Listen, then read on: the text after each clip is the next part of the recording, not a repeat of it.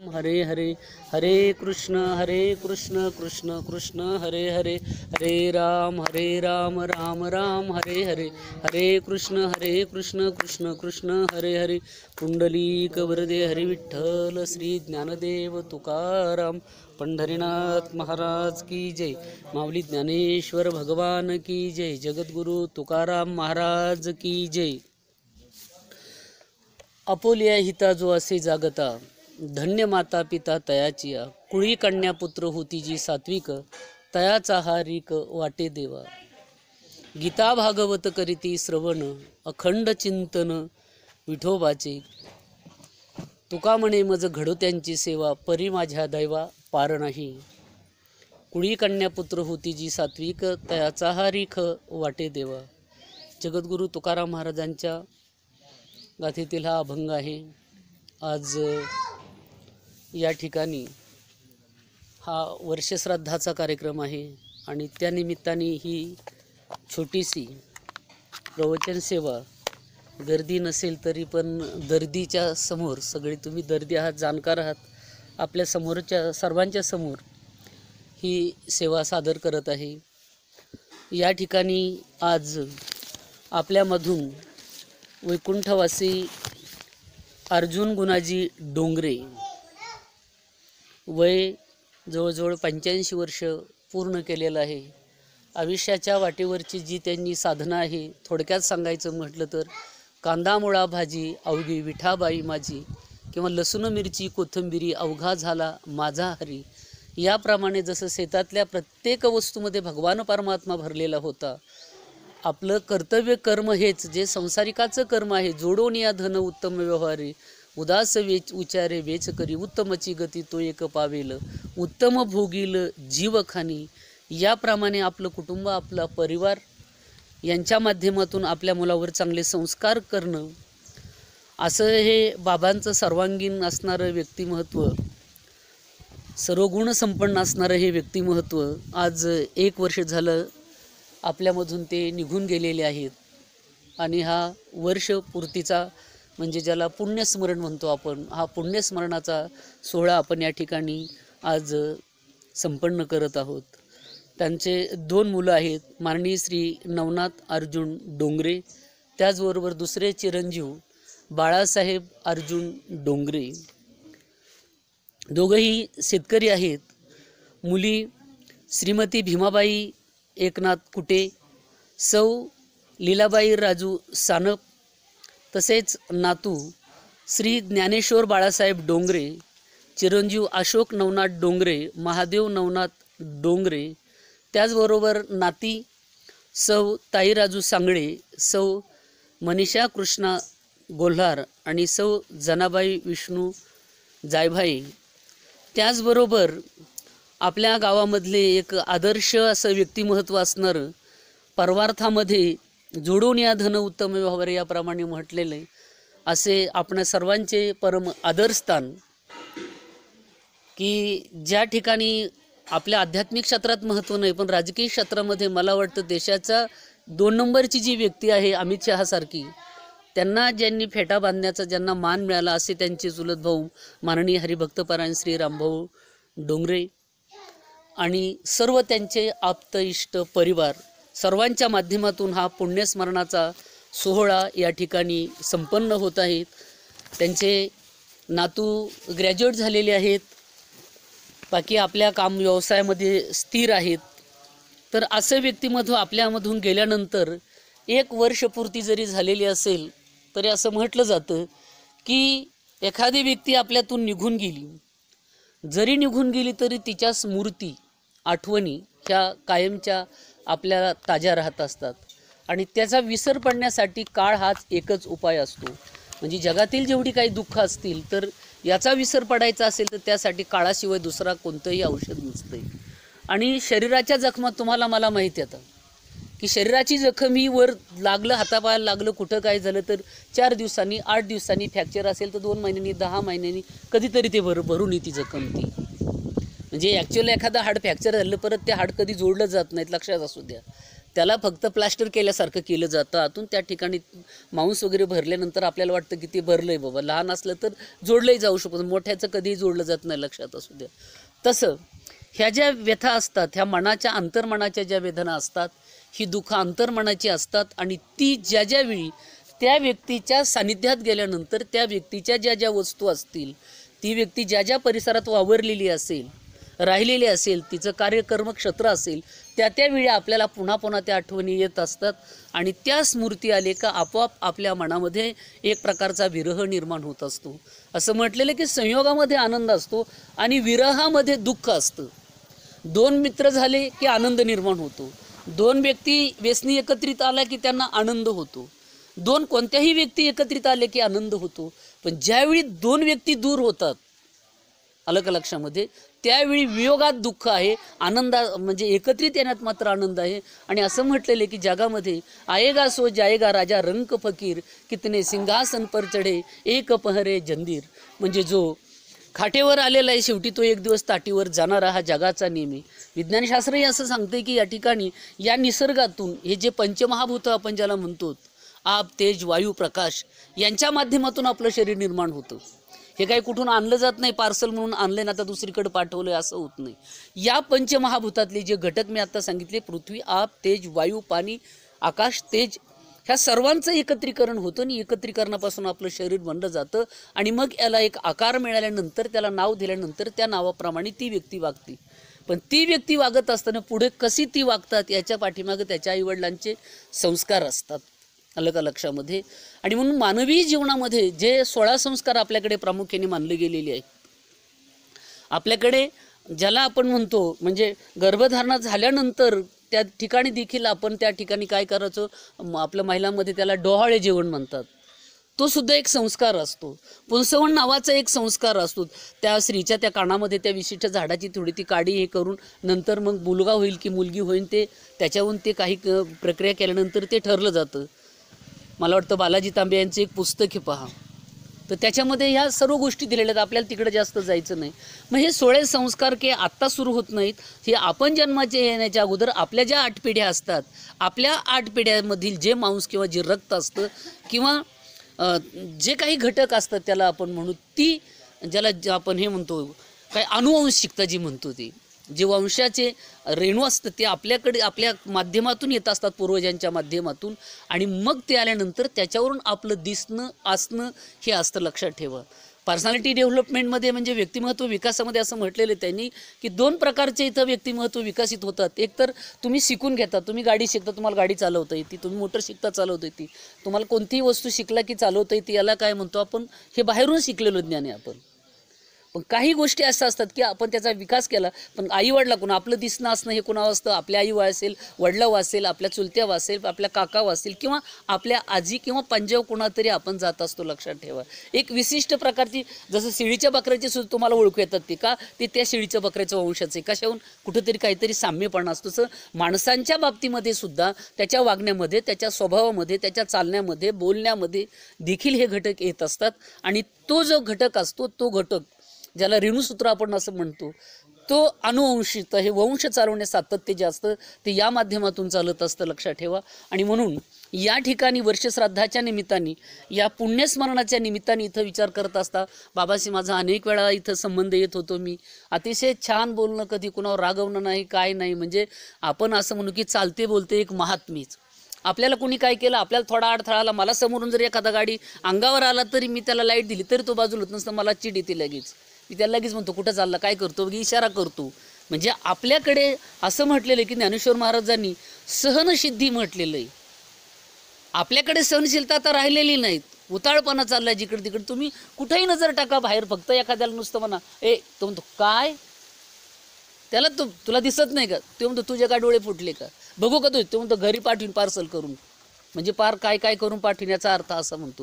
म्हणजे अलीकडे सहनशीलता राहिलेली लोकांचं. याचं कारण ही आहारामधली जे बदल होत चाललेला आहे ना, हे बाहेर खाणं पिणं जे कुठेही म्हणतो ना आपण, त्याला तुम्ही फास्ट फूडचा जमाना, तसं रागात सुद्धा फास्ट फूड यायला लागलाय लोकांच्या. कुठेही बसला की लोकांना राग लागे, भांडणं चालू चौकामध्ये, कुठेही भांडणं, किरकोळ कारणावर तो मला असं म्हणलं की लगे भांडणं सुरू होतात. आलं का लक्षामध्ये? मग आपण वर्षश्राद्धाचे ज्यावेळी विचार करतो, पुण्यस्मरणाच्या व्यक्तीचं पुण्यस्मरण करतो, त्यांच्या आठवणीला आपण उजाळणं देतो, त्यानिमित्ताने कार्यक्रम ठेवतो या पाठीमागे. म्हणून मी सुरुवातीला सांगतो, जीवाचं हे श्राद्ध केलं जातं. जीवाचं काय केलं जातं? आयुष्याच्या वाटेवर श्राद्ध केलं जातं. जो जो जन्माला आला आपण त्याला आपण मानवी भाषेमध्ये जीव म्हणतो. तसं ज्ञानेश्वर महाराजांतर म्हटलं, जे जे भेटे भूत ते ते मानिजे भगवंत, हा भक्ती योग निश्चित जाण माझा. जे जे जगातील माणसं प्राणी कुणी भेटतील ना ते देवाचे अंश आहेत. गीता सुद्धा सांगते ना, ममय वंशो जीव लोके जीवभूत सनातन हा. म्हणजे हे संपूर्ण माझे अवतार आहेत. आपण म्हणतो ना, विठ्ठल जळी स्थळी भरला रिता ठाव नाही कोठे उरला. किंवा माऊली म्हणतात, हे विश्वची माझे घर ऐसी मती जयाची स्थिर किंब होणा चराचर आपणची झाला. ही साधुत्वाची लक्षणं आहेत. पण जीवाच्या बाबतीमध्ये असं म्हटलं जातं की जो जन्माला आला, ज्याचं जीवन संकुचित, ज्याचं जीवन घरापुरतं, ज्याचं जीवन मर्यादित. वाक्य बघा कसं आहे, जीव कोणाला म्हणतात? ज्याचं जीवन घरापुरतं, मी आणि माझं कुटुंब, मी आणि माझा परिवार, मी आणि माझं फक्त, म्हणजे जनावरांसारखं. दुसऱ्या कळपाला येऊ देत नाही, दुसऱ्या कुत्र्याला आपल्या गल्लीत येऊ देत नाही. मी आणि माझं फक्त, बास, मला बाकीच्याचं घेणं नाही, माझा परिवार सुखी, मी आनंदीन, संपला विषय. ज्याचं जीवन संकुचित आहे, घरापुरतं आहे, मर्यादित आहे, कुटुंबात पुरतंच आहे, आलं का लक्षात? त्याला जीव असं म्हटलं जातं. स्वतःपुरता विचार कर. बरीच लोक आहेत म्हणतो खायचं पियचं मौज मजा करायची, आयुष करायचं, बास, संपला विषय. पण याला जीवन म्हणत नाहीत, लक्षात ठेवा. जीव, त्याला जीव म्हणतात. आणि मग आयुष्याच्या वाटेवर ज्या मुलांसाठी आपण दिवसाची रात्र, रात्रीचा दिवस, हाडाची काळं रक्ताचं पाणी करून कमवून ठेवतो, लक्षात ठेवा, ती मुलं उद्याच्याला आपलं वर्ष श्राद्ध करतील याची गॅरंटी देता येत नाही. पुण्यस्मरण करतील याची गॅरंटी देता येत नाही. तुम्ही त्यांच्यासाठी भरपूर कमवून ठेवलंय, स्वतःच्या पायाला चप्पल वापरलेली नाही तुम्ही, पण ती मुलं ही करतील का नाही, लक्षात ठेवा. बऱ्याच वेळा लोक मला पण विचारतात, महाराज अहो वडिलांचं वर्षश्राद्ध करायचं, कधी करायचं? मी विचारलं, बाप तुझा का माझा? तो म्हटला, बाप माझाच आहे. मग तुझं तू लक्षात ठेव ना, ते का माझं काम आहे का? का विचारलं? याचं कारण असं आहे की सकाळी लागल्यानंतर दिवसभर ते उतरत नाही, त्यांना हा चहा लागत नाही, तो थंड चहा लागतो, लक्षात ठेवा. मग अशी मुलं जर असतील तर मला एक सांगा, ते आईवडिलांचं पुण्यस्मरण कधी करणार? करणारच नाही. ते पुण्यतिथी करणार नाही, पुण्यस्मरण करणार नाही, वर्षश्राद्ध करणार नाही. मग ते दुसऱ्याला विचारतात, मग यांची सोय आपल्याकडे काय केली काही लोकांनी? ब्राह्मण काका हुशार आहेत ते, पण ते म्हणतात की मग अशी सर्वची चुकलेली लोक आहेत ना, हे कधी माहिती आहे का? त्याला सारोपित्री अमुष म्हणतात भाऊ. आपल्याकडे काय म्हणतात? सारोपित्री अमुष. ज्याच्या बापाची तिथी ज्याच्या लक्षात नाही, अशी लोक सारोपित्री अमुषाला पित्र घालतात. मुद्दा क्लिअर झाला. आणि मग त्यावेळी जर समजा तुम्ही घासवर टाकला पत्र्यावर वगैरे त्यांच्या नावाने पित्राच्या दिवशी, आणि त्या जर त्यावेळी कोल्हापूरचे 10-5 पहिलवान असतील, काही इकडचे असतील वरच्या अजून, आणि असे जर सगळे एक आले, तुमच्या बापाला एक गाचांडी मारून दिलं पलीकड टाकून, तिथं सुद्धा आपला बाप उपासी मरण. म्हणजे म्हणून त्याला जीवाचं केलं तर श्राद्ध. जर मुलगा चांगला निघाला, कर्तृत्ववान निघाला, तर वडिलाचं श्राद्ध केलं जाईल. नाही ते सुद्धा बरीच लोक करत नाहीत. आज या कोरोनाच्या महामारीच्या काळामध्ये असं पाहिलं असेल तुम्ही की लोकांनी प्रेतसुद्धा घरी नेलेलं नाही. तर लक्षात ठेवा, तुम्ही बातम्या पाहत असाल, प्रसारमाध्यमे पाहत, कसली मानवता ही? तुम्ही लाखो रुपये कमवतोय, कोट्यवधी रुपये कमवतोय का? मी गेलो मला होईन, मी मरण म्हणून जातच नाही तिथं लोक नाही गेलेले. आजही तुम्हाला सांगून तर पुण्याची वैकुंठ स्मशानभूमी नावाची मागं त्यांनी दाखवलं होतं की अजून एवढे हस्त्याचे ढीकच्या ढीक पडलेली, तिथं हस्त्याचे ढीक पडलेत. वारल्यानंतर तुम्ही तिथं त्या विद्युत दाहिनीमध्ये त्याला दहन करता. आता यंत्र निघालंय, बरोबर आहे, त्याच्यामध्ये दहन केल्यानंतर ते कुठंतरी ठेवतात 2-3, आणि मग ते जर तुम्ही न्यायलाच गेले नाहीत, मला एक सांगा, तर तसेच पडून राहतात ना. म्हणजे याचा अर्थ लोक हे जर विसरायला लागले असेल, मग तुम्ही वर्षश्राद्ध एका वर्षाने आठवण ठेवायची, मग जागा राहायचं, मग शुद्धीवर राहायचं. हा काळ आलेला आहे, जगामध्ये असं चाललेलं आहे, नाकारता येत नाही. आई वडिलाला मुलांनी ॲडमिट केलंय, कशासाठी? कोरोना झालाय म्हणून. पण ती रोज आई म्हणते की आज मुलगा येणार आहे माझा, उद्या भेटायला मला येणार आहे, मोठ्या घरची, आज येणार, उद्या येणार, परवा येणार, पण मुलगा परत कधीच येत नाही. आणि ज्यावेळी सांगतात की आजी आता तुमचा कोरोना बरा झालेला आहे, तुम्ही जा, आता म्हणते कुणाकडं जायचं, आता जायचं कुणाकडं? ती डॉक्टरला पुन्हा सांगते की पुन्हा माझा स्वॅब घ्या, पुन्हा माझी आर्टिफिशियल काय चाचणी असेल ती घ्यावं लागते, तेवढे पैसे घ्या, मी तुम्हाला देते आता फोनपे करून माझ्या तेवढी प्रॉपर्टी, पण मला कोरोना झाला म्हणून सिद्ध करा, परत मला इथंच ठेवा. माझा मुलगा कधीतरी मला घेऊन जायला येईल म्हणून ही वाट पाहतात. आज काळामध्ये ही परिस्थिती बदलत चालेल, लक्षात ठेवा. म्हणजे आपल्या पुढं मुद्दा मी सांगत नाही, पण जे जगात वास्तव घडत आहे आज ते तुमच्या पुढं मी सांगत आहे. म्हणजे एका परिवारात असं घडतंय की तिथं तो माणूस आहे, 1 वर्षापासून त्याचा वडील आजारी आहे. त्या मुलाला ते इंजिनियर असून त्या दोघाला क्वारंटाईन होतोय. शेवटी वडील आजारी येतं, आज जातील उद्या जातील, 2 वर्षापासून चाललेलं आहे.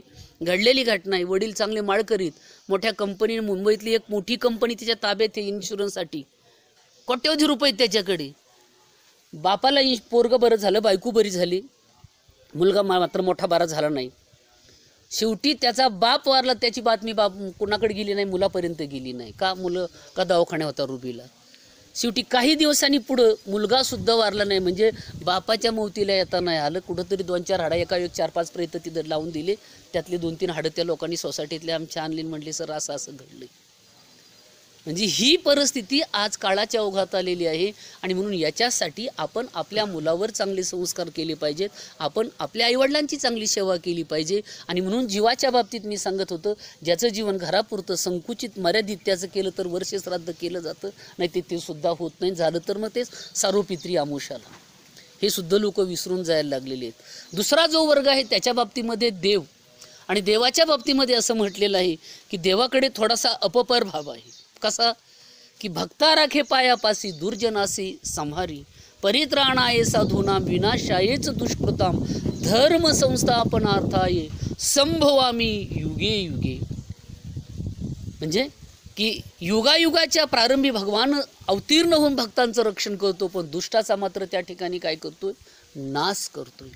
म्हणून देवाकडे आहे पण भक्ताला सांभाळतो, दुर्जनाचा मात्र हाईगाई करत नाही. त्यांचा मात्र काय करतो? त्या कर्दन काळ ठरतो आणि धर्माची संस्थापना करतो. याच्यासाठी देव येत असतो, लक्षात ठेवा. पण संत महात्म्याच्या बाबतीमध्ये थोडं असं आहे, म्हणून देवाची केली तर आपण जयंती करतो. याचं दुसरं एक कारण असं आहे, असं म्हटलं जातं की मुलं किंवा आपण जन्माला आपण पोटामध्ये असतो, पण देव हा उरामध्ये बसतो, म्हणजे हृदयामध्ये असतो, तिथून तो प्रगट होतो. अयोनी संभव, म्हणजे त्याला ज्याला म्हणतो की जन्मतानी सुद्धा ज्ञानेश्वर महाराजाला म्हणतात की एकदा स्त्रीचा संग झाला फक्त जन्माला येताना, त्याच्यानंतर ते ब्रह्मचारी. पण देवाच्या बाबतीमध्ये असं आहे की ते हृदयामधून ते डायरेक्ट प्रगट होतात. आणि म्हणून देवाची काय केली जाते? जयंती केली जाते. दिव्यत्व असते त्याच्याकडे, कर्तुम अकर्तुम अन्यथा कर्तुम शक्ती असल्यामुळे देवाची जयंती केली जाते. जीवाचं वर्षश्राद्ध केलं जातं.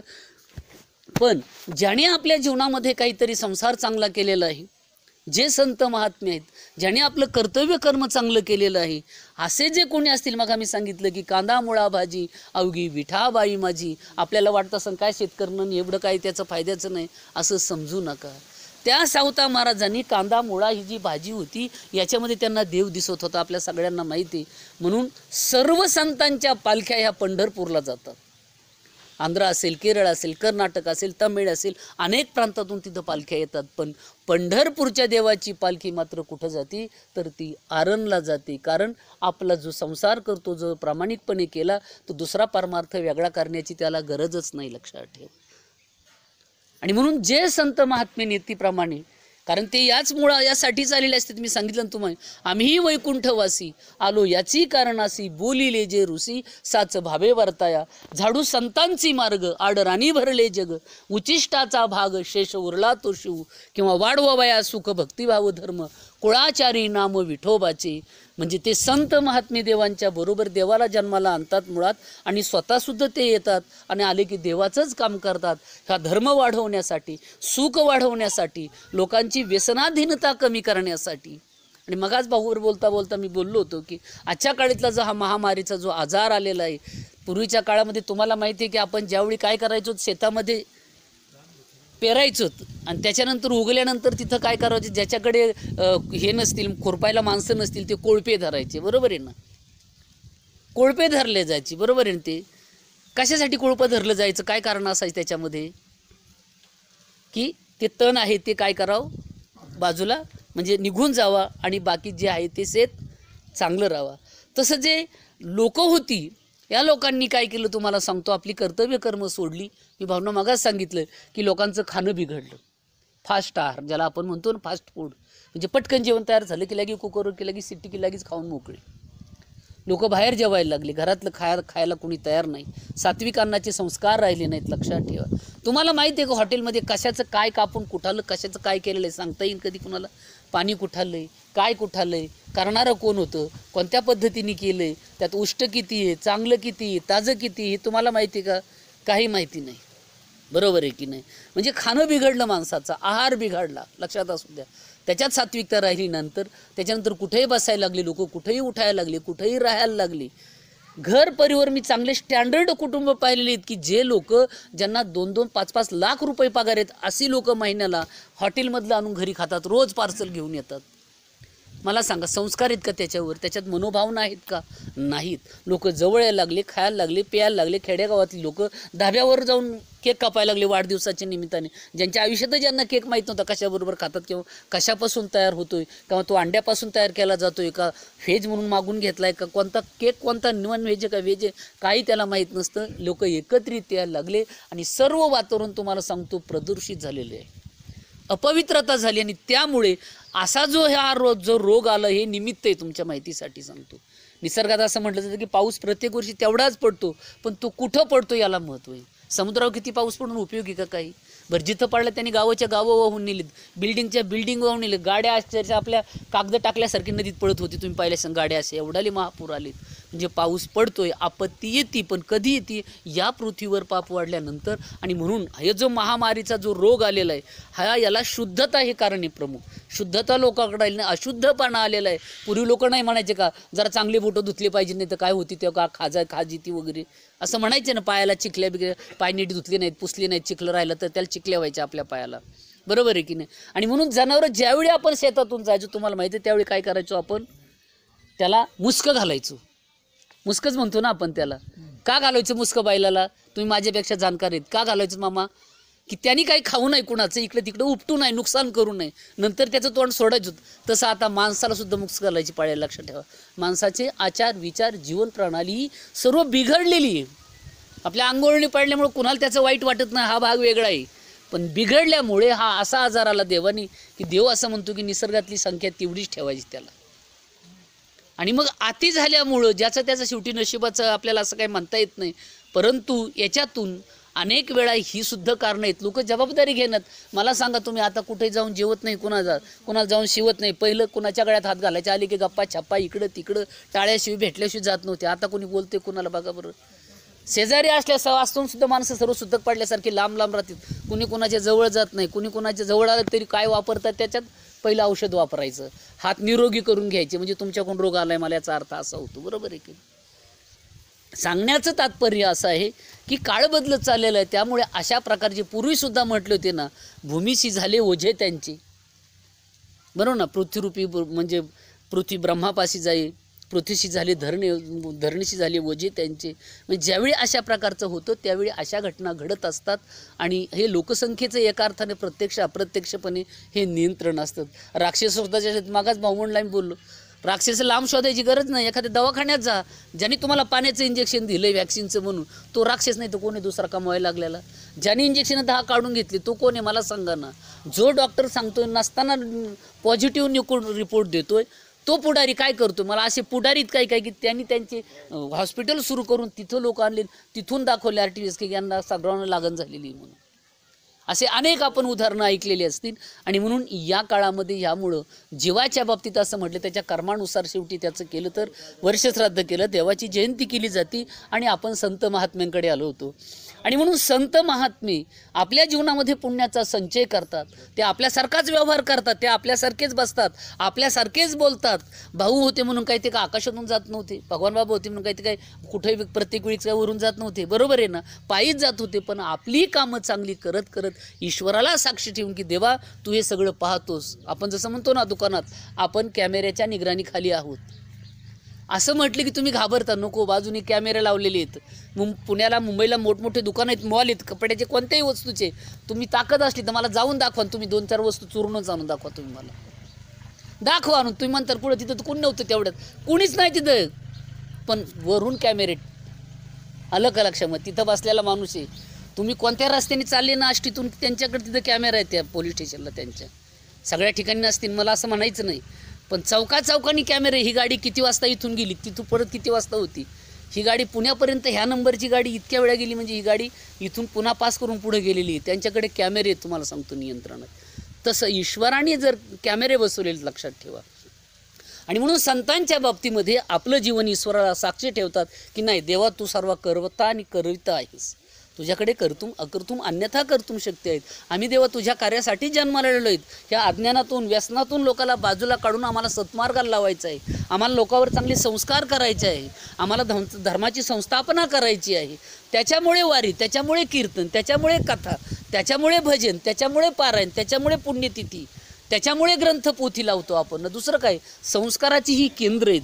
पण आज इथे मुलं जाताना दिसणार. आज मोबाईलच्या काळामध्ये मोबाईलमध्ये मुलं चाललेली, आलं का लक्षामध्ये, गुंतून बसले.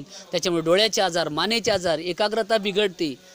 लक्षात ठेवा, एकीकडे हे येत असताना देखील म्हणजे अशा काळामध्ये आपण जगत होतो की अनेक प्रसारमाध्यमं आपल्या मनावर, शरीरावर सारखे अटॅक करत आहेत, म्हणजे हल्ला करत आहेत. आणि म्हणून अशा काळामध्ये संत महात्मे आपल्याला आधार देतात. नाही, आपलं कर्म आपण चांगलं केलं पाहिजे, आपली जबाबदारी आपण निभवली पाहिजे, आपण आईवडिलांची सेवा केली पाहिजे, आपण आपल्या मुलावर चांगले संस्कार केले पाहिजेत. आणि म्हणून असे संत सांगत असल्यामुळे आणि जगामध्ये नीतिमत्तेला पुढं आणत असल्यामुळे, जगाला नीतीचा मार्ग दाखवत असल्यामुळे, दया बंधुभावाचा मार्ग दाखवत असल्यामुळे आणि आपल्या जीवनात पुण्याचं संचय करतात, भजन करतात, कीर्तन करतात, बरोबर आहे ना. आणि ही सगळी साधना, मग कुणी योग करत असेल, कुणी जप करत असेल, कुणी तप करत असेल, कुणी कोणती साधना असेल, मार्ग जरी भिन्न असतील तर शेवटचा देव कोणता आहे, पंढरपूर. सगळ्या दिंड्या जातात पण शेवटी कुठं जातात, पंढरपूरलाच जातात. तसेच ईश्वराकडे जाणारे हे वेगवेगळे भक्तीचे जे ज्ञान, कर्म, भक्तीचे मार्ग किंवा संन्यास मार्ग जे आहेत, याच्या माध्यमातून वारकरी प्रणालीचा हा विचार आहे. आपले तर आषाढ वारी आपल्या सगळ्यांना माहिती आहे. पंढरीची वारी आहे माझ्या घरी, अनिक न करी तीर्थव्रत.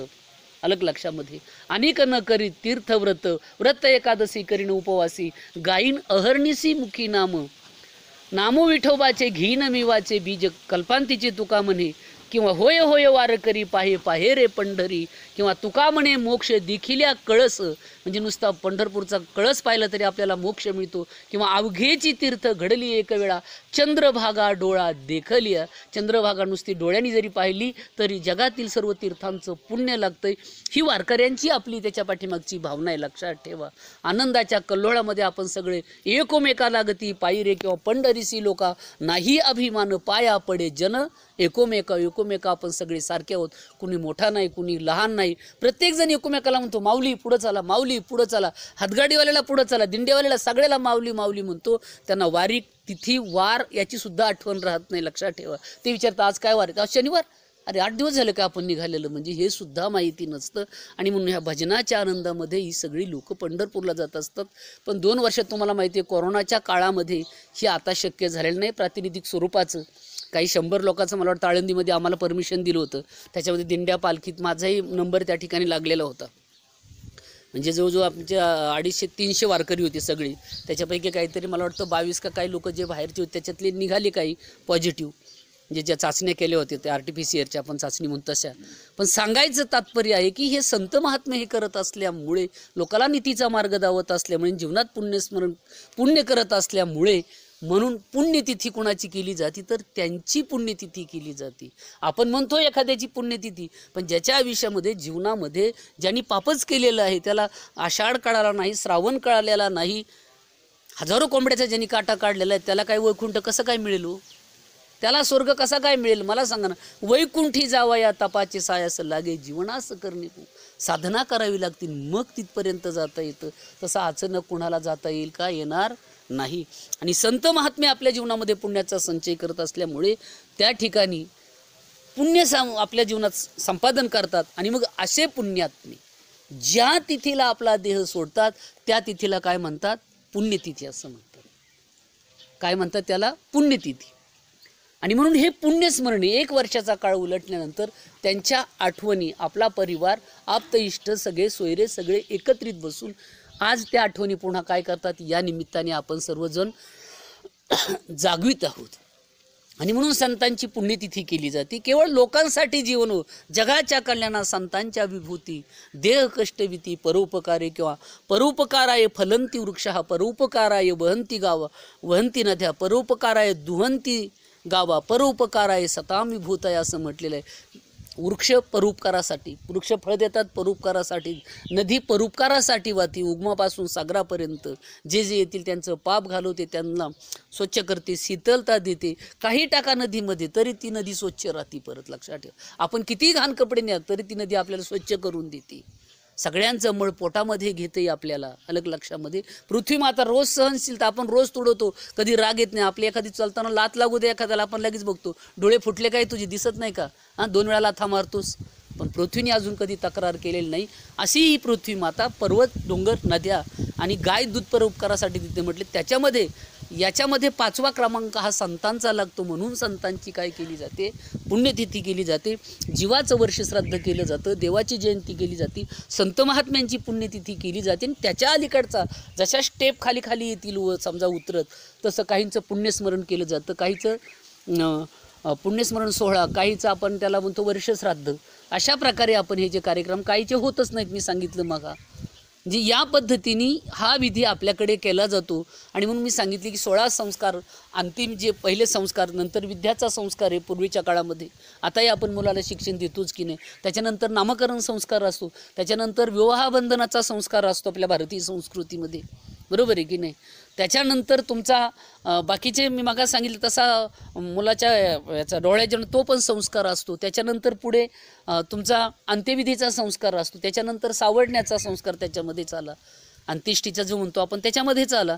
आणि त्याच्यानंतर आपण हे रक्षा विसर्जन करणं, त्याच्या पुढचा आपण जर शेवटचा संस्कार पाहिला तो संस्कार म्हणजे वर्षश्राद्ध.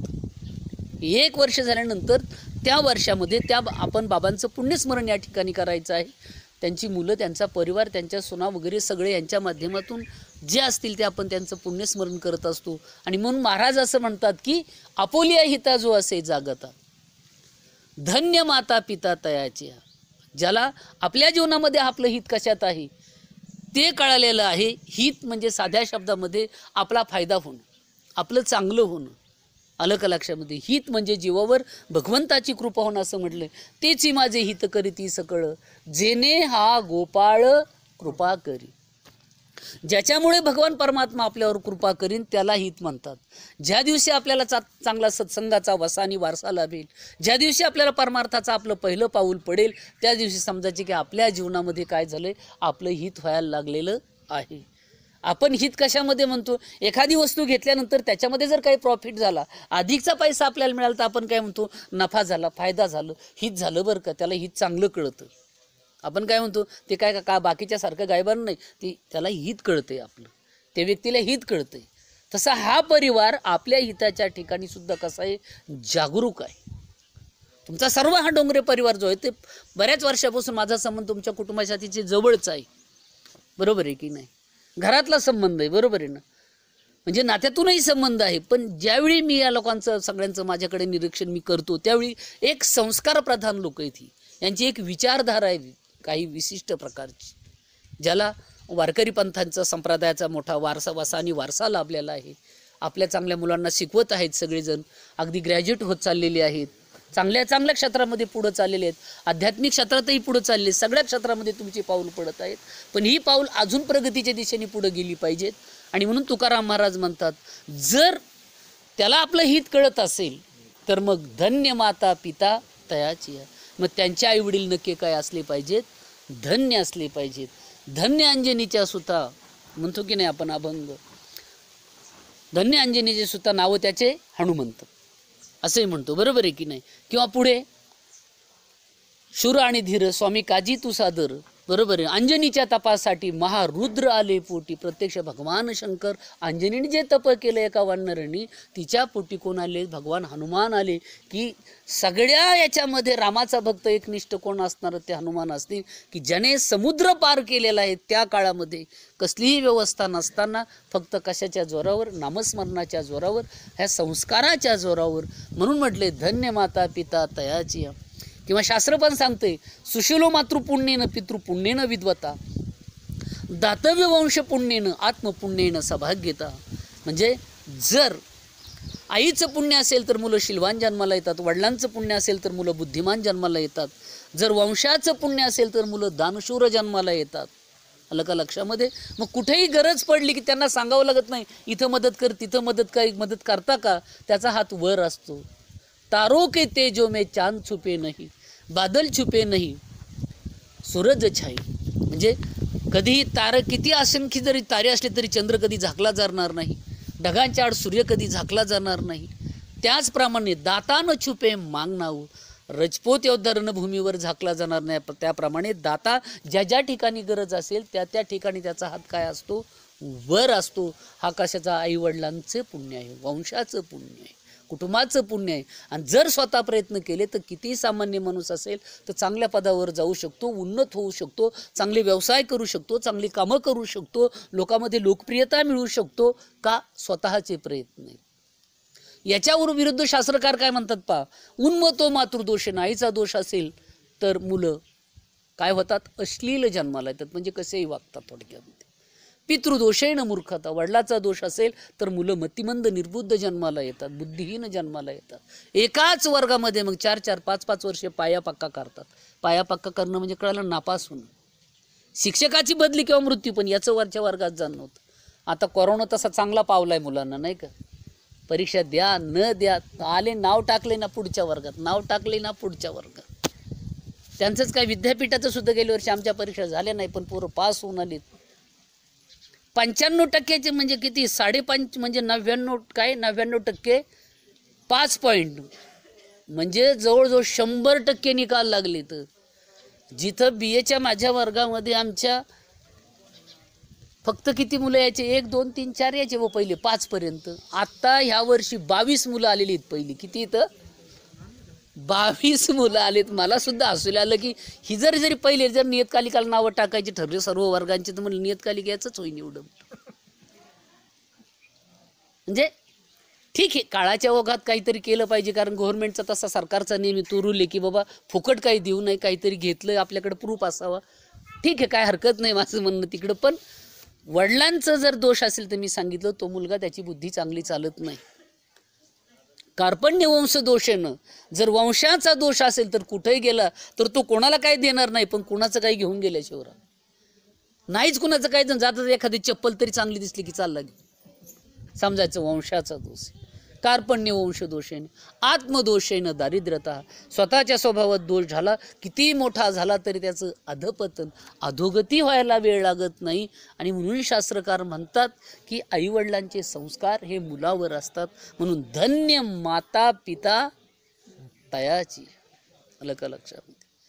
पण आधी शहरी संस्कृतीमध्ये तुम्ही पाहिलं असेल की मुलांच्या बाबतीमध्ये पाहिलं की त्या माता आपलं सौंदर्य राखण्यासाठी त्यांना बाटलीतून दूध देतात, बाटलीतून. तुम्ही शहरातल्या मुलं विचार, दूध कोण देतं? तो बाह्या दूध देतो का गाय देते? काय माहिती नाही तुम्ही, आलं का लक्षामध्ये? अशा बऱ्याच गोष्टी असतात, ऐकलं का? म्हणजे शहरी बाबतीमध्ये अवघड काम असतं शहरावाल्यांचं बऱ्याच वेळा. तसं म्हणजे की इथं असं सांगितलेलं आहे की आई वडील कसे आहेत याच्यावर सर्व मुलांचं भवितव्य अवलंबून आहे. म्हणून आपण सुद्धा आई वडिलांनी साधना करावी लागते, तपश्चर्या करावी लागते.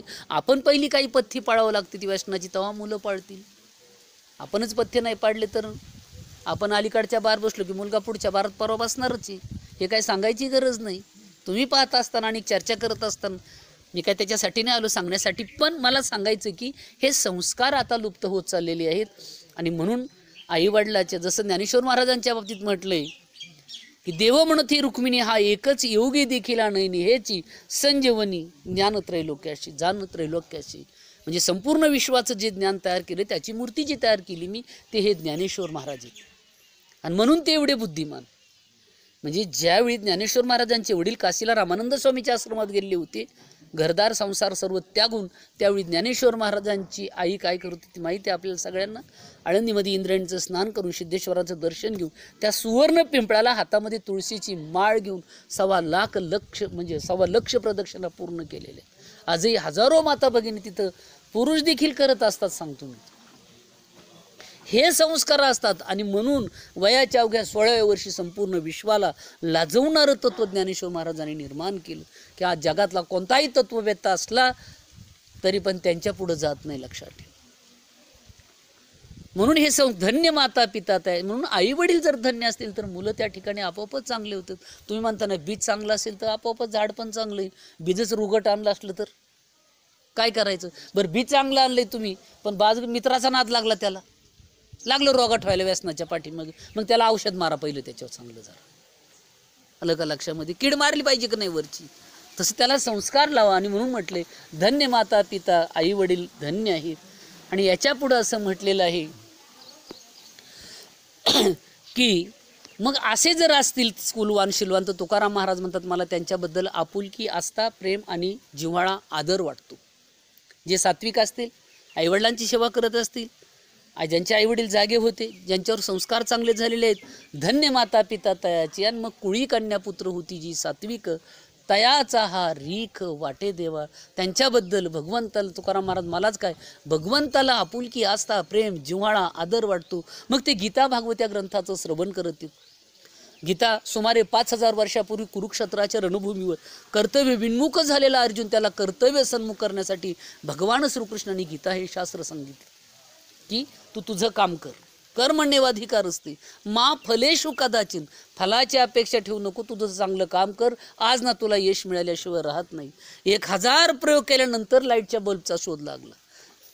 आलं का लक्षामध्ये? 1000 म्हणजे 999 प्रयोग काय झाले? फुक्कट गेले.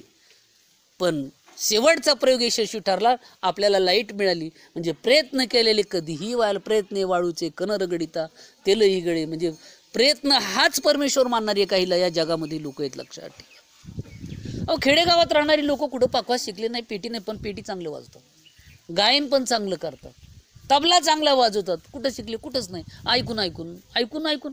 पण तू ते आळंदी घालायला खाली बघायला लागतो ना, का एकदा वाजायला लागलं तुझा धडाका निघाल्यावर. बरोबर आहे का? त्याची सेवा केली. प्रयत्न हाच परमेश्वर जो म्हणतोय ना, तर ती वस्तू आपल्यावर प्रसन्न होती, लक्षात ठेवा. इथंच नाही, अनेक ठिकाणी तुम्ही लोक पाहा, त्यांना काही नॉलेज नसतं त्याचं, पण इतका गोड गाळ, एवढा आवाज छान, किंवा काही गोष्टी त्यांच्याकडे. आणि ईश्वराने प्रत्येकाला काही ना काहीतरी दिलेलं आहे, लक्षात ठेवा. असं म्हणायचं नाही, प्रत्येकाला काही ना काहीतरी दिलेलं आहे. देव असा आहे की तो कुणाला काय असं रिकामं ठेवत नाही, सगळ्याला मुक्त असताना फक्त त्याचा वापर आपल्याला करता आला पाहिजे. आपल्या अंगात क्रिएटिव्ह शक्ती खूप हे करण्याची, पण आपण केलं पाहिजे. आपण जर हल्लोच नाही, दिवसभर शेतातच गेलो नाही, तर आपोआप खुरपून पुढं जाईन कवळ. उपयोग काय त्याचा ना? तुमची शक्ती आहे तिथं जर थिजत असेल तर त्याचा काहीच उपयोग नाही. तुम्ही ती पुढं वापरली पाहिजे, पुढच्या पिढीला दिली पाहिजे. तुमचं ज्ञान हा असा विचाराचा वारसा, तुम्ही प्रेरणा, प्रोत्साहन किंवा ज्याला मोटिवेशन म्हणतो आम्ही, ते आपण पुढच्याला दिलं पाहिजे. आणि म्हणून महाराज म्हणतात की धन्य माता पिता तयाच्या, त्यांच्यापासून जी संतती होईल ती कशी होईल? तर ती सात्विक होईल. आलं का लक्षामध्ये? मग ती ज्ञानेश्वर महाराज, नामदेव महाराज, एकनाथ महाराज, छत्रपती शिवाजी महाराज अशासारखी होईल. मग त्यांच्याबद्दल मला काय, सर्वांना आपुलकी आस्था वाटेल. आणि मग म्हणतात की मग जर ते काय करत असतील तर गीता भागवत या ग्रंथाचं श्रवण करत असतील, ते भजन कीर्तन करत असतील, कथा सांगत असतील, ऐकत असतील, वारीला जात असतील, आपलं काम चांगलं करत असतील. गीता सांगते की कर्मण्येवाधिकार असते. ज्यावेळी अर्जुन म्हणतो देवा मला नाही कळत, अरे तुझं हे विश्वरूप दाखवतोस, मला नाही माझ्या ह्या साध्या डोळ्याने दिसतं, दिव्य दधामी ते चक्षु, मला दिव्य दृष्टी दे म्हणतोय. कोण? अर्जुन. ज्याला कृष्ण स्वतः देव शिकवतोय त्याला देवाचं रूप कळाना. मग आपली साधना किती की आपल्याला भूत नाही भेटत, अजून भेटलंय कोणाला? भेटलं तर हात वर करा. आपली एवढी योग्यता नाही. आणि देव कधी भेटायचा? ज्याला देव भेटतोय त्याला कळत नाही, ज्याच्यावर देवाबरोबर बोलतोय, राहतोय, तरी म्हणतो दिव्य दधामी ते चक्षु, मला ते दे. आणि त्यावेळी मग कृष्ण खवळतं, रागवतो, म्हणतोय सांडी हे मूर्खपण, तू हे मूर्खपणा सोडून दे अर्जुना. कशाला हा मूर्खपणा धरतोस? तुला माहीत नव्हतं का तू युद्धाला आला? हे माझे नातलं घेते, माझी चुलत भाऊ इथं, यांच्या बायका विधवा होतील, तुला माहीत होतं ना? हे सगळे नातलग पुरं उभं राहिले, तू युद्धासाठी आला ना, आता म्हणतोय काय माझ्याकडून पाप होईन, मला स्वर्ग मिळणार नाही, मी नरकाला जाईन वगैरे. सांडी हे मूर्खपण, तुला काय वाटतं? तू सोडून दे. तू मारलाय म्हणून हे मारणार नाही, तर मी त्यांची व्यवस्था करून ठेवली, काळजी करू नको. कुणाला कुठं घालायचं, कुणाला कुठं घालायचं, कोणत्या वाड्यात, कोणत्या पुरात, कोणत्या कोरोनात, त्यांनी ठरवून ठेवलेलं आहे सगळं. ते काही सांगायची गरज नाही. जिथं कोणाला काय करायचं देवानी बरोबर करून आपली व्यवस्था लावून ठेवलेली. आपले सर्वांची तिकीटं आपण काढून ठेवलीत, लक्षात ठेवा. असं काय म्हणायचं? फक्त आपला स्टॉप आला की आपण उतरायचं, नाही तर मग कंडक्टर आपल्याला उतरून देईल, खाली टाकला देईल, चल हो तिकडं दवाखान्यात जा, तिकडं कुठंतरी पळ, तिकडं हो. म्हणजे अशा प्रकारे गीता सांगते की आपल्या वाट्याला जे जे काम आलं असेल ना, ते तुम्ही कोणतीही भूमिका, तुमची स्त्रीची असो, सासूची असो, सुनाची असो, कार्यकर्त्याची असो, कुणाचीच, आपलं काम फक्त आपण प्रामाणिकपणे करायचं. शेतकरी, मी माझं काम प्रामाणिकपणे करेन. मागास सांगितलं की कांदा, मुळा, भाजी सर्व वस्तूमध्ये देव भरलेला दिसतो. का दिसतोय? भूमिका ती. सर्व दिंड्या तिकडे जाऊन तिकाडी दिंडी मात्र इकडे येते. काहीतरी वैशिष्ट्य असल्याची येत नाही ना. सर्व दिंड्या देवाकडे, पण देवाची दिंडी मात्र यांच्याकडे. विशेष आहे का नाही? आणि म्हणून गीता सांगते आपल्याला चांगलं सामर्थ्यशाली जीवन जगण्यासाठी. जे विवेकानंदाने म्हटलं, strength is life, strong will be my friend. सामर्थ्य हेच जीवन. तुमच्याकडे तुम्हाला जीवन जगायचं असेल तर तुमच्याकडे भावकी पाहिजे, गावकी पाहिजे, तुमच्या मनगटात बळ पाहिजे. बरोबर आहे ना? सगळ्या गोष्टी तुमच्याकडे तयारी पाहिजे, तेव्हा तुम्ही काहीतरी करू शकता. नाहीतर तुम्ही म्हणता इकडे तिकडं मला काहीतरी भांडणं करायची, तर आहे का तू एकटाचे? मग कपडे पण राहणार नाहीत घरी येताना. त्याला बळ लागतं. सामर्थ्यशाली जीवन स्वामी विवेकानंद म्हणतात, तुम्ही strong will be my friend. तुम्ही विद्यार्थ्यांनो, तरुणांनो, तुम्ही सामर्थ्यवान बना, शक्तिशाली बनवा. तुम्ही विद्या कामवा, बळ कामवा, व्यायाम करा. जे तुमच्याकडे असेल ते तुम्ही त्यात काय व्हा. कोणत्याही क्षेत्रात जात, पण मी त्या क्षेत्रात गेलो की मी तिथं निष्णात झालो पाहिजे. माझी तिथं कमांड मी निर्माण केली पाहिजे. माझं काहीतरी मी अस्तित्व निर्माण केलं पाहिजे. याच्यासाठी आपण लढलं पाहिजे, लक्षात ठेवा. आणि म्हणून हा सत्याचा जो मार्ग आहे, गीता सांगते आपल्याला की फक्त तू युद्ध आहेस ना अर्जुना, तू युद्ध कर, तुला मेलास तरी मोक्ष मिळेल, आणि हारला म्हणजे जिंकलास तरी सार्वभौम राजा होशील, युद्धात मेला तरी तू स्वर्गाला प्राप्त होशील. आणि हे लोक तू नाही मारले तरी ते मारणार, ते बघ माझ्या तोंडातून ते बाजूला चाललेत. आणि मग म्हणतो हे केशवा, हे माधवा, आणि मग अर्जुन युद्धाला उभा राहतोय. लक्षात ठेवा, गीता आपल्याला सामर्थ्यशाली जीवन जगायला शिकवते. लक्षात ठेवा. नाही ज्ञानेन सदृशम पवित्र मी विद्यते. गीता सांगते की जगात ज्ञाना इतकं पवित्र काहीच नाही. तमसो मा ज्योतिर्गमय, म्हणजे अज्ञानरूपी अंधकार जाऊन ज्ञानरूपी सूर्याचा प्रकाश हो, म्हणजे आपलं जीवन पूर्णत्वाकडे जाऊन. आणि म्हणून गीता आपल्याला सांगते. नंतर भागवत ग्रंथ पुढे, गीता भागवत करती श्रवण म्हटले. भागवत का? ज्यावेळी राजा परीक्षितीला कळे 7 दिवसामध्ये आपण मरणार आहोत, त्यावेळी महात्मा शुकाचार्य आले, त्यांना भागवत सांगितलं. आणि मग 4थ्या दिवशी प्रश्न केला, का राजा तू जेवत नाही? राजन, अरे 7 दिवस झाला राजा परीक्षिती तू जेवत नाही, खात पीत नाही, भीत नाही, तुला काय वाटतं, एवढा का घाबरलास तू? तेव्हा त्यांनी सांगितलं, महाराज आता मृत्यूचं भय मला राहिलेलं नाही. मरण माझे मरूनही गेले, माझं मरणच मरून गेलेलं आहे. मला आता मृत्यूची भीती वाटत नाही. आता जगा काळ खाय आम्ही माथा दिला पाय, आता मृत्यूची भीती वाटत नाही. महाराज 4 दिवस झालं तुमच्या कथेचं अमृतपान मी करतोय, त्यामुळे आता दुसरं पाणी पिण्याची, खाण्याची ना काय ऐकण्याची मला गरजच राहिलेली नाही. म्हणून भागवत आपल्याला चांगले संस्कार पूर्ण जीवन जगायला शिकवते. तुकाराम महाराज म्हणतात, असे जे जे कोणी असतील या पृथ्वीच्या वाटेवर लोकांना मार्गदर्शन दाखवणारे, दिशा देणारे, मोटिवेशन करणारे. समुद्रातल्या जसं एखादा जहाज असो, सगळीकडे पाणी दिसतं आणि मग त्यांना त्या खांबावर कुठंतरी प्रकाश ज्योत दिसतो. हां, ह्या दिशेला उत्तर दिशा आहे, जे होकायंत्र दाखवतं ना आपल्याला, तसं ते त्याला दीपस्तंभ म्हटलं जातं.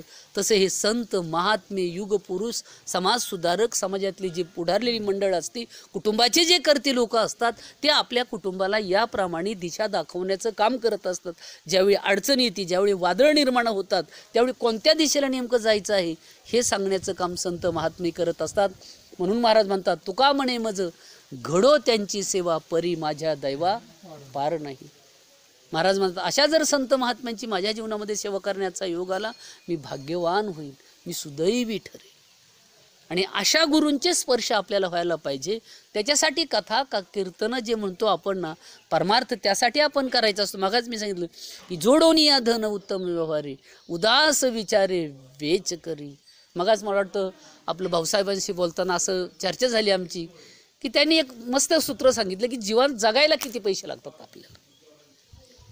म्हणजे महत्त्वाचा मुद्दा येतो की जगायला आपल्याला खूप कमी पैसे लागतात. तुमच्या माहितीसाठी सांगतो, रेशनचं तुमचं दुकान असतं, कायासाठी असतं? जगण्यासाठी असतं. रेशनचं खाऊन कुणी मेलेत का आजपर्यंत? मरत नाहीत. पण आपल्याला रेशनच्या पलीकडचं बरं चविष्ट पाहिजे ना. रस्त्यावर जे काही धाबे म्हणतो तिथं पाहिजे आपल्याला, बरोबर आहे की नाही? वेगळ्या क्वालिटीचं, वेगळ्या चवीचं, वेगळे रंग आलेले, वेगळे मसाले वापरलेले, बरोबर आहे की नाही? आणि म्हणून माणसाला जेवढा कमीत कमी किंवा त्याच्या गरजेपुरता जो पैसा आहे तेवढा असलं की माणसाचं भागतंय हो. बाकीचा फक्त व्याप होतो. एक म्हणतो माझ्या नावावर इथं 200 एकर आहे, तिथं 500 एकर आहे, तिकडं 10 एकर आहे. अरे किती लोकांच्या मुंड्या मारल्या, हजारो एकर केले, पण तू राहायला फक्त किती आहे? 4 बाय 4च्याच खोलीत राहायला आहेस. ज्या बांगल्यामध्ये तू राहतो त्या बांगल्यात तुला ठेवत नाही. शेवटी ठेवतं का? असं म्हटलं का यांनी बांगला बांधला, बांगल्यातच पेटवायला, असं कोणी घडलंय का आजपर्यंत? कुणीही ठेवत नाही, लक्षात ठेवा. म्हणून आपल्या गरजा आपण ओळखल्या पाहिजेत, आपल्या गरजा ह्या मर्यादित केल्या पाहिजेत आणि हा सुखाचा मूलमंत्र आहे. आपल्या जीवनात रोज आपल्याला हे तत्त्वज्ञान ऐकायला मिळते, पण आपण जीवनात ते वापरत नाही. आलं का लक्षामध्ये? आचरणाला प्रगतीला होत नाही. अभ्यास, मुलं म्हणतात अभ्यास केला पाहिजे, चांगले मार्क मिळाले पाहिजेत, पण कुणी करायचं? तू का नाही केला? नाही, करून अजून आहे ना वेळ, आता कोरोनाचा काळ तसेच पास करतात, काय करायची गरज आहे? म्हणजे असा जो प्रकार येत चाललेला आहे प्रत्येक कामामध्ये, तडजोड किंवा ज्याला म्हणतो ना लांबवणं, तर ते संत महात्मे आपल्याला सांगतात की बाबांना असं करू नका. आम्ही वैकुंठवासी आलो याची कारणासी, बोलिले जे ऋषी. संत महात्म्याने जे सांगितलं आहे उपदेश ना, साच भाबे वर्ताया, झाडू संतांची मार्गाड राणी भरले जग.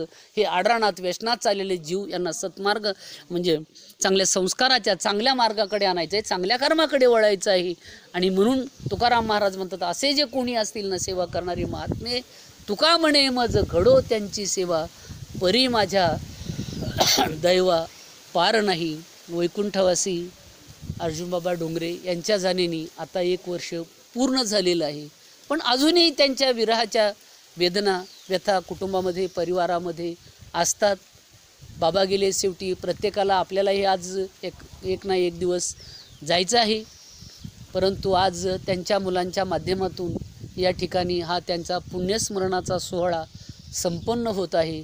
त्यानिमित्त पुन्हा एकदा मी या ठिकाणी बाबांना आदरांजली वाहतो. या ठिकाणी आमचे विष्णू महाराज डोंगरे आहेत, मामा आहेत, बरीच मंडळी आहेत, आपले सर्वांचे मार्गदर्शक माननीय रामभाऊ महाराज या ठिकाणी आहेत, की ज्यांना मी खूप, मला वाटतं लहान असताना ह्या गावात काही वर्षी भाऊसाहेब आम्ही एकत्रित शेळ्या पण वाळलेल्या आहेत. पण कोण जाणे कोणा घडे उपासना असं म्हणतात. आळंदीला गेलो, तिथं 4थीला बसलो, तिथून नंतर शिक्षण झालं, BA झालं, MA झालं, MPhil झालो, PhD झालो, नेट झालो, तिथेच एका कॉलेजला लागलो, प्राध्यापक झालो, प्राचार्य झालो, महाराज झालो, व्याख्याता झालो. आणि आता एक यूट्यूबचे पण जवळजवळ 200-250 त्याच्यावर व्हिडिओ आहेत माझे स्वतःचे, माझ्या नावावर पांडुरंग महाराज मिसाळ किंवा प्राचार्य डॉक्टर पांडुरंग मिसाळ अशा नावाने व्हिडिओ आहेत. त्याच्यावर जवळजवळ 200 व्हिडिओ आहेत. जवळजवळ म्हणजे 45 म्हणजे आता 46,000 आजचा टप्पा पार केला असं, एवढ्या त्याला व्ह्यूज आहेत लोकांनी पाहिलेली. कथा, कीर्तनं, प्रवचनं, प्रबोधनं, हे सगळं, हे सुद्धा आजचं तुमचं ते नंतर 2 दिवसांनी 4 दिवसांनी तुम्हाला कधीतरी ते यूट्यूबवर आलेलं दिसेल. तेव्हा भगवान करो, हे आपलं नाही, तुमचे सर्वांचे आशीर्वाद आहेत. राखावी बहुतांची अंतरे, भाग्य येते तदनंतरे असं म्हटलेलं आहे. बाबांसारखं आपल्यालाही आपलंही चांगलं जीवन, आपणही तोपर्यंत भजन कीर्तन करावं. हरिमुखे म्हणा, हरिमुखे म्हणा, पुण्याची गणना कोण करी. काळ जोपर्यंत दूर आहे. आणि आईवडिलांच्या बाबतीत जर तुम्ही म्हणाल तर आईवडिला इतकं जगात कोणाचंही आपल्यावर प्रेम नसतं, लक्षात ठेवा. त्यांच्या भूमिकाच खूप वेगळ्या असतात. आपण जर पाहिलं तर एक मला सहज आठवण आली म्हणून आता मी आपल्यापुढे एक छोटीशी एक कविता आहे ती म्हणतो बघा तुम्ही. म्हणजे आईच्या भावना काय असतात किंवा काय. आई माझी मायेचा सागर, दिला तिने जीवनाकार. तडपत्या उन्हात रखरख त्या रानात, राहिलीस तू माझ्यासाठी कष्टाच्या घामात. कधी मिळेल मुठभर घास, कधी घडे तिला उपवास. ओल्या मातीतून चालताना तुडविले काट्याचे फास. आई माझी मायेचा सागर, दिला तिने जीवनाकार. नभीची तू चांदणी ग, चंदनाची कोर. शीतल तुझी छाया मला हवी जन्मभर. तुझ्या शीतल छायेमध्ये उभे आयुष्य जगेन. आई देवापासी सुद्धा मी तुलाच ग मागेन. आई माझी मायेचा सागर. आईचं क्षेत्र हरवलं की जगातला आपला मायेचा सागर अडतो, लक्षात ठेवा. पण आईपेक्षाही तुमच्या माहितीसाठी सांगतो की वडिलांचा कणखरपणा, वडील कधी आपले अश्रू दिसू देत नाही, लक्षात ठेवा. ज्यावेळी मुलगी सासरी जाती ना, त्यावेळी मांडवाच्या एका खांबाला धरून बाजूला रडणारा फक्त वडीलच असतो, लक्षात असू द्या. मुलांना वेळ प्रसंगी दटून सांगणारा फक्त वडीलच असतो, आई ते काम करू शकत नाही. आई प्रेमाने त्याला जवळ बोलवती, चुका झाल्या तरी. आणि म्हणून असं म्हटलेलं आहे की जगातील सर्वात जर कोणतं कोर्ट महान असेल, सर्व अपराध जर कुठे माफ होत असतील तर ते फक्त आईचं हृदय नावाचं कोर्ट आहे. किती मुलांनी अपराध करू तरी ती काय करते, त्याला माफ करते. पण वडिलाच्या बाबतीत मात्र त्यांना दुहेरी भूमिका बजावावं लागतात, लक्षात असू द्या. बाप माझा स्वाभिमानी, त्याचा कणखरबाना, त्याच्या काळजात सुद्धा लाजाळूची संवेदना, त्याची पहाडाची छाती, त्याचं हृदय गुलाब, त्याच्या घामाच्या थेंबांना हिऱ्या मोत्याचा रुबाब. बाप तलवार ढाल, बाप पेटती मशाल, बाप जागतो मनोनी घर झोपत खुशाल. बाप घराचा तो पाया, आई कळस त्यावरी, जेव्हा खचतो ना पाया तेव्हा कोसळते घर. उलाढाली करीतो हा बाप फक्त घरासाठी, शिव्या शाप या जगाचे बाप सारे घेई माती. बाप म्हणजे जणू की वाल्या कोळ्याची जमात, ज्याच्या पापामध्ये नाही कोणी वाटेकरी होत. बाप साठवितो अश्रू आयुष्याच्या वाटेवर. बघा, बाप कधीच रडत नाही, फक्त एकाच वेळी रडतो. ज्यावेळी मुलगी सासरला निघतील ती म्हणती, बाबा आता मी जाते, पाढासारखा बाप लागीच कोसळतो. बाप साठवितो अश्रू वाट पाहे त्या क्षणाची, जन्मभराचे रडतो लेक जाताना सासरी. बाप थकल्यावरती त्याचा बनावा धार, काय उपयोग पुन्हा किती घातले पितर. याला म्हणतात बापाचं हृदय, बापाचं कर्तृत्व. या ठिकाणी ही प्रवचन सेवा बाबांच्या चरणी समर्पित करतो आणि या ठिकाणी थांबतो. आपुलिया हिता जो असे जागता, धन्य माता पिता तयाचे या कुळी कन्या पुत्र होती जे सात्विक, तयाचा हा रिख वाटे देवा. पुंडलिक वरदे हरी विठ्ठल श्री ज्ञानदेव तुकाराम पंढरीनाथ महाराज की जय. माऊली ज्ञानेश्वर महाराज की जय. जगद्गुरु तुकाराम महाराज के. विठ्ठल विठ्ठल विठ्ठल विठ्ठल विठ्ठल. पुंडलिक वरदे हरी विठ्ठल.